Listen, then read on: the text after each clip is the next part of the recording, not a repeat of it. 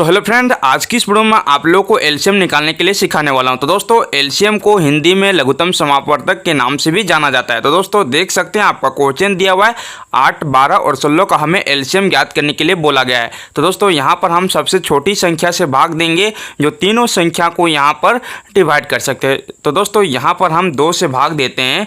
2 से 8 को हम भाग देंगे, ये आपका 4 बार में कैंसिल हो जाएगा। उसके बाद यहाँ पर आपका 12 दिया हुआ है, 2 से हम 12 को भाग देंगे, ये आपका 6 बार में कैंसिल होगा। उसके बाद 2 से हम 16 को भाग देंगे, ये आपका 8 बार में कैंसिल हो जाएगा। उसके बाद फिर से इस प्रकार से आपको लकीर खींचना है, फिर से हम 2 से भाग देंगे। 2 से 4 को भाग करेंगे, ये आपका 2 बार में कैंसिल होगा।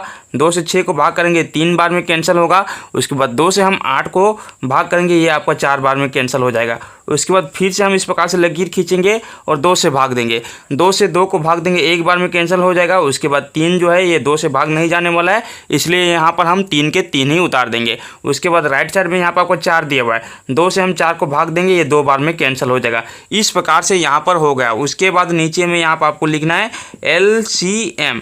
इस प्रकार से एलसीएम लिखना है बराबर, यहाँ पर लेफ्ट साइड में जितना संख्या दिया हुआ रहेगा 1, 2, 3, ये तीनों संख्या को यहाँ पर आपको गुना कर देना है, 2 गुना 2 गुना 2।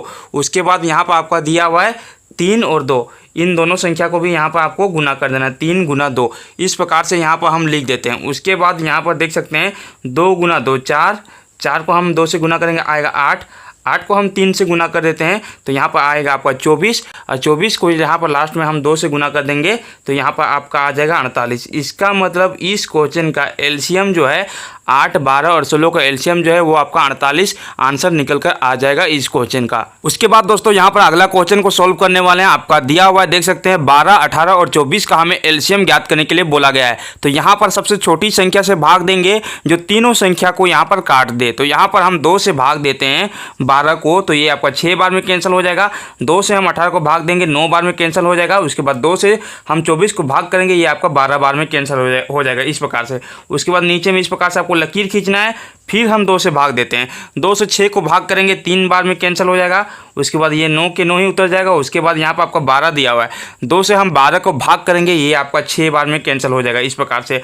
उसके बाद यहाँ पर आपको इस प्रकार से लकीर खींचना है दोस्तों, और यहाँ पर देख सकते हैं 3, 9 और 6 दिया हुआ है। तो दोस्तों यहाँ पर हम 3 से भाग करते हैं। तो दोस्तों यहाँ पर हम 3 को भाग करेंगे, 1 बार में कैंसिल हो जाएगा। उसके बाद 3 से हम 9 को भाग करेंगे, 3 बार में कैंसिल हो जाएगा। उसके बाद यहाँ पर आपका लास्ट में दिया हुआ है 6, 3 से हम 6 को भाग करेंगे, ये आपका 2 बार में कैंसिल हो जाएगा।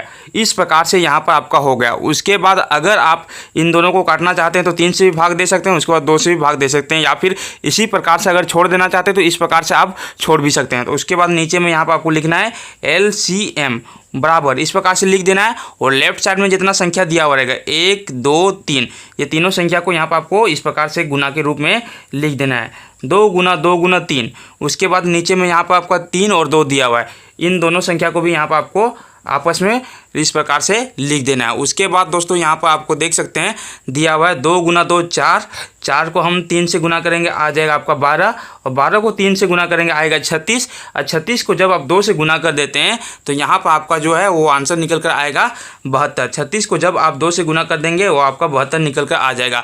इसका मतलब 12, 18 और 24 का एलसीएम जो है वो आपका 72 आंसर निकल कर आ जाएगा इस क्वेश्चन का। तो दोस्तों उम्मीद करता हूँ आप सभी को समझ में आ गया होगा कि एलसीएम को किस तरीके से ज्ञात किया जाता है। अगर आपको ये वीडियो पसंद आया तो हमारे वीडियो को लाइक करके हमारे चैनल को सब्सक्राइब जरूर करें। धन्यवाद।